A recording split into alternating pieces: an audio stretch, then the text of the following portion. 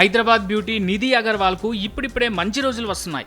ఓ పక్క పవన్ కళ్యాణ్తో హరిహర వీరమల్లు సినిమా చేస్తున్న నిధి అగర్వాల్ ఆ సినిమాతో మరికొన్ని రోజుల్లో ఆడియన్స్ ముందుకు వస్తున్నారు. మరోపక్క రాజసాబ్ సినిమాతో ప్రభాస్ డార్లింగ్గా కూడా నటిస్తున్నారు. ఈ రెండు సినిమాలతో తన క్రేజ్ పెంచుకోవడం పక్కా అని ఫీల్ అవుతున్నారు. అలాంటి ఈ పరిస్థితుల్లో ఈ బ్యూటీని షింబుతో రిలేషన్లో అనే న్యూస్ చిక్కుల్లో పడేలా చేస్తోంది. ఇది గ్రహించిందేమో కానీ తాజాగా ఈ బ్యూటీ ఈ న్యూస్కు చెక్ పెట్టింది.